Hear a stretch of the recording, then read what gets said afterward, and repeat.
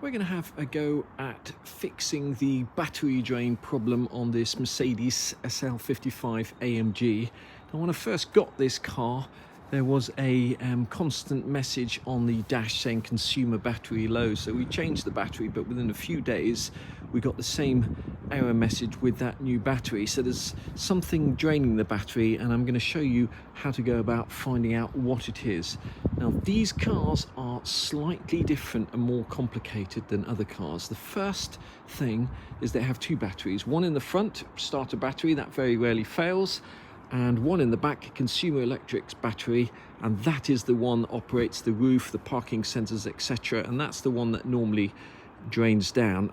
Now, to make our life simpler, we're going to use a couple of really useful tools. The first is called a clamp meter, and what this allows you to do is to clamp this device around a wire, either all the way around it or on a wire like this, and measure whether any current is flowing through that wire without having to disconnect anything like battery terminals, fuses, etc. And that's going to be really useful for checking where our missing current is actually going. The second really useful thing is a blade fuse, inline blade fuse tester. Now, what this allows you to do is take a fuse out and insert this in the place of the blade fuse, and then take a reading to see whether any current is actually flowing through that fuse. Now, those two units are not expensive, and at the end of the video I'll show you how much they cost and where we got them from, but you can save yourself an awful lot of messing about with these two devices. Now, if you're lucky, so to speak, the battery drain problem on your car will exist always, and you'll be able to put the clamp meter on the negative terminal of the battery, and you'll see that battery drain at all times, and you'll be able to use the other device to actually find which module, which fuse, which wires are draining the current. The situation with this car is slightly different because our battery drain problem is intermittent. It only happens after a certain period of time. The previous owner of this car did actually take the car to Mercedes and get them to check it over to see if they could find that battery drain problem, and they never could, and nor could anyone else. And I think I know the reason why. The reason is, I believe, because there's a tracker fitted in this car some 20 years ago, and those tracker units have independent batteries, just like your mobile phone or your iPad. And if you've got an old phone that's 5, 10, 15 years old, what you'll notice is that that phone or iPad or device no longer holds its charge very well.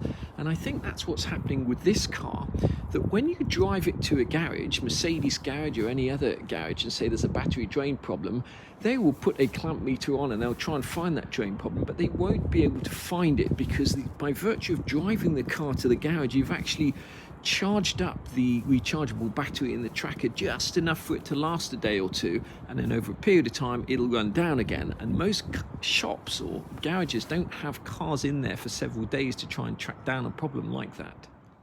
Now, for many people, these SL55 AMGs will not be their daily driver. They'll park them up for a while, and then they'll get into the car on a nice sunny day, try and put the roof down, and they'll get an error message like that. Electric consumers offline, battery low. Now, that warning light there comes on when the consumer battery in the trunk or the boot falls to, I believe it's about 11.75 volts, and the battery should be over 12 volts when it's fully charged. Now, obviously, if you drive around the block a few times, the battery will charge itself up, that light will go out, and you can use everything as normal. It'll be slightly different on your car, but on these SL55s or the R230, there are 4 fuse and relay locations. There are 2 under the bonnet. There's 1 behind the driver's seat, or it'll be the passenger seat if you've got a left-hand drive car, and there's a couple of fuses and relays in the boot. So let's get started. It's also worth mentioning, if your car has the keyless go system, that if you're trying to diagnose electrical faults, put the key somewhere far from the car where it can't communicate with the car, otherwise you're likely to inadvertently turn on some modules. Now, if you've got a boot light and you don't want it to wait for it to go out automatically, or yours doesn't go out automatically, this just pops straight out. Just get a plastic pry tool or screwdriver and carefully pry that out and take the light bulb out, and that will stop any current draw from the boot light. There's nothing special about getting this boot light out. It has a little clip at the end just there. I guess one at the other end, and just get your nail or a small screwdriver behind it and wedge it out. Now yesterday we went for a long drive in this car, and this battery was fully charged at about 12.6 volts. It's the next day, and let's just have a look and see what the charge on the battery is now. It's still just over 12 volts, 12.04. Now if we left this car for a few days, that voltage would drop down to below 12 volts and we'd get the error message. Now here's our clamp meter here, and we just put it loosely around the negative terminal on the battery, set it to 0 to 20 amps, just turn the backlight on, and that basically is about 17 or 18 milliamps. That is not enough to cause any kind of significant battery drain. I think anywhere below 55 milliamps is fine for these R230s. Now I'm going to work on the assumption that the problem with this car is a faulty tracker battery. And if you saw the last video of changing that height plunger, you will know that to get all of this out here takes several hours and is quite involved, and there's a risk of breaking things. So I do not think that a tracker company would have gone to the effort of placing a tracker in the boot area. It's just too complicated. Now, fitting a tracker, I'm no great expert on it, but I imagine the tracker is going to be fitted inside this car somewhere. And what would normally happen is the tracker would be fitted behind the dash, possibly behind the radio or the central console here. Now, the dash and the instrument clusters and the radio are not particularly easy to get out on these cars, and therefore I'm not sure that the tracker would be fitted behind there. I think it's far more likely that that tracker is going to be fitted in the back of this car somewhere. And we're going to start off with this box here. Underneath here is where the fuses live, so let's get this seat moved forward and have a look at those. Now, to get this unit up, there are two catches, one here and one here, and what you do is you bend them back towards you and you lift up. It's quite difficult to do, but possible. And try and do that carefully without breaking it. There are little hooks on the back here, and you can see these spring-loaded catches here.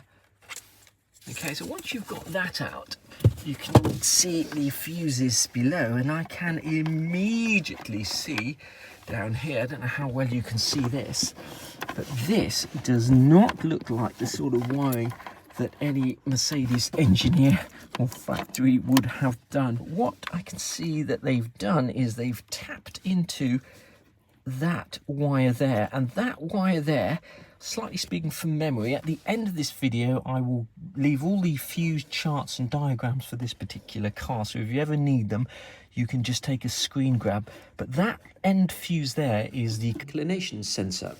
Now, in the back of this car, when it was new, there was a toolkit that came in a blue roll, and that toolkit has a special blade fuse removal tool and also some spare fuses, but unfortunately the previous owner has not got that anymore. So there we go, that's a 5 amp fuse there. Okay, let's see what happens when we plug in our inline, assuming of course it can fit in there in the gap. So we've got the inline fuse reader plugged in, and then let's just press the on button and see what happens. Now there's currently no current going through that fuse, and I believe that fuse and that line is where the tracker is tapped into, and that is as I would expect, because as I say, we drove this car quite a distance yesterday, and that would have charged the tracker battery up, and I think that tracker battery retains its charge for maybe a day or two, then starts running down, and as soon as that battery has run flat, the tracker will then automatically switch over to the power source it's wired into, which is the consumer battery in the rear. So if I come back tomorrow, I'm going to leave this connected. If I come back tomorrow without driving the car and look at this, I suspect what we'll see is we're going to start to see current being drained through that fuse. The advantage of a clamp meter in these situations is you can just clamp over a wire like that, and it'll tell you if there's any current going through that wire without you having to start disconnecting fuses, etc. We're going to have a go trying to get this tracker unit out, and in order to do so, the first thing we need to do is take off this panel. Now this panel is held on by two clips here and here, and you just get a pry bar, or you can use your hands, pry it forward, and there are two loops along the bottom there where it hooks in. It's just held on by these two clips. Next up, we're going to take out this torque screw here. Then we're going to take out 4 torque screws that hold on this little bit of metal here. Now, these screws are different lengths. The one here and here are slightly longer, and the ones on the front there are slightly shorter. Once you've got all those 4 screws out, this piece should just lift off. It's quite easy to bend, so don't force it. Now once you've taken that screw out and this little piece of metal off, you should be able to just pull this off. Now it's held on by several clips, and those clips could be quite tight, especially if you haven't been off before. So we're going to start at the bottom and gently pop those clips. After a little bit of wiggling about, you should be able to get this panel off, and I'm hoping that will reveal beneath it the tracker unit. This here is the tracker unit, and it's going to have several connections. It's going to be held on, I think it's just held on by this velcros here. It's going to have a connection to earth, to battery, possibly to an aerial. And you can see here, this looks like where they've spliced into the earth wire here. If you slide off this corner panel here, you should see the SIM card inside there. There you go, old style SIM card. Now the first thing we're going to do is disconnect this here. As I say, I'm no great expert on tracker units, but I imagine that there is the battery, so we're going to have a go at disconnecting that first. Next up, we are going to cut this cable tie and try and take this unit here out, which I think is the auxiliary battery. I'm not sure, but I think that's what that is. Cut that cable tie loose, and I'm hoping that this unit will just come out. This, I believe, is the battery that feeds the tracker normally, and this casing is held on by 4 screws there, but it's also kind of glued on with a very sticky bit of double-sided tape. So there you can see the batteries here, and if you want to test what voltage is coming out, the bottom 2 terminals are the voltage out, I believe, and the top 2 would be the voltage in. So that's what would be drawing current from the car battery when these run flat. Here you can see that that voltage is reading just under 9 volts on those bottom 2 terminals there. I'm struggling to lift this here out. It seems to be getting caught on here, so I'm just going to take this panel here out to see if it's in some way hooked underneath just here. And in order to do that, there are 2 screws in here. Now, you may not have noticed this before, but there are 2 catches on here. The top one just opens the top compartment like so, but if you press the bottom catch there, you kind of have this hidden compartment there, and that reveals 2 screws just here and here, which you need to take out. You've got those 2 torque screws there out. You should, in theory, be able to lift this rear panel. Once you've got those 2 screws out, you should just be able to lift this out, and then in theory this should just lift straight out. So finally we've got this loose.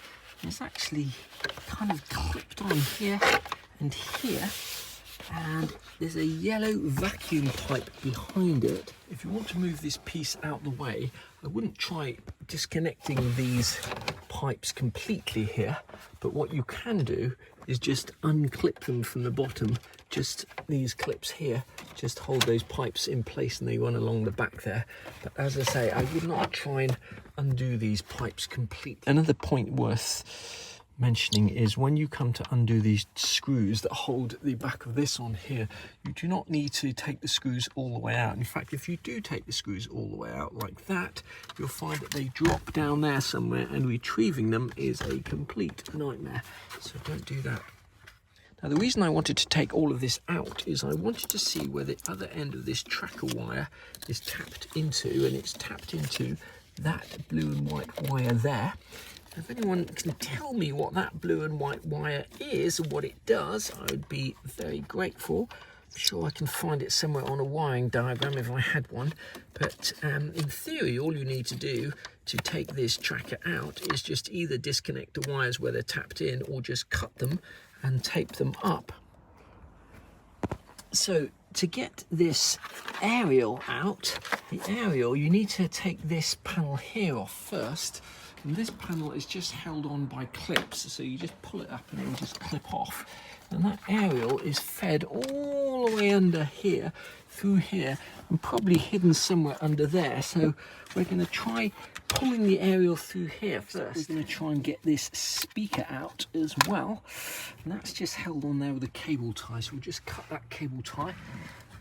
Cutting the wire, hopefully. That should release that speaker. The way they've tapped into these wires is actually soldered in like that. It'd be a much better idea to have used something like Wago clips that you could just unclip. So we're going to cut the wire probably higher up, just in case anybody ever wants to fit a tracker again. It will make it nice and easy for them. So we'll just retape that up and just cut the wire higher up and then just tape it round. And then if you ever needed to attach a tracker device again in a similar kind of wiring, you could easily strip that and just connect into there without having to do any resoldering. Similarly, we're just going to cut this wire nice and high up and then just tape it. And it'd be nice and easy for somebody to splice into at a later date if they need to. Finally, we'll just cut this earth wire here once again. We'll cut it nice and high up so that if anybody needs to splice into that at a later date, they can do without any problems. And that should be all of the tracker wiring disconnected now. We can now remove all of this tracker wiring and speaker, etc., and that hopefully will cure our battery problem. If you do make the mistake of taking one of these screws all the way out, you're going to have to get your hand all the way down there behind that wiring loom and fish it out. And I hope you have better luck than I did, because that took absolutely ages. Now we just have to put everything back together, and the first thing is to get this bit in. And remember, these two bits hook underneath the back, and those two screws have to be in situ, and it should just slide in. I'm going to do that off camera because it's very tight space and I need both hands. Once you've got the two plastic bits hooked over the back of these screws, you may need to tighten up the screws slightly so that these holes here align. So remember, when you're tightening up those screws, do not go overboard, because you're basically tightening against plastic and you do not want to crack that plastic. These two holes here should align when those screws are nice and tight. Once you've got all the 4 screws on holding this in, you can now put this rear panel back on. That just slots in, should just clip in. Next up, we just need to put these 2 screws back in for the back panel. That's that panel in there. Difficult to film inside here. We're going to do what's probably going to be the trickiest part of the whole operation and put this piece of trim back in. Now you can see that it has a hook here and a little spike just down here, and that spike's going to feed through there and the hook's going to hook up there. So I guess that's where we're going to start. I'm not going to do that on camera because I need both hands, and as I say, it's very tight in here. Just remember, when you do this, make sure this door here is open. It will make your life a lot easier. A piece of trim clicked on remarkably easy. And just remember to put that screw there in.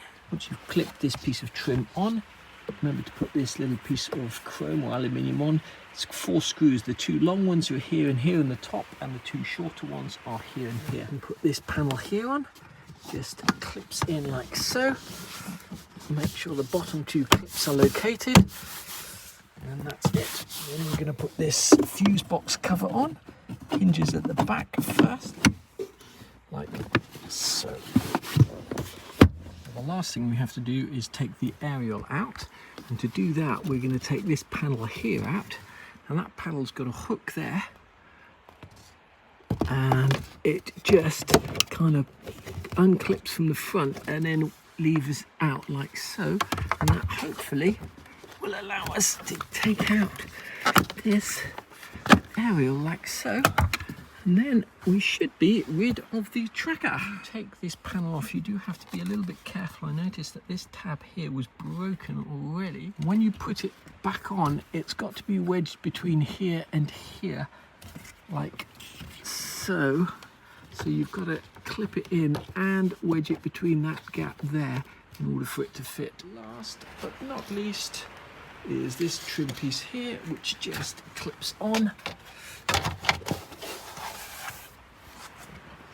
So this is the complete tracker unit out of the car. This is the part here with the SIM card in it.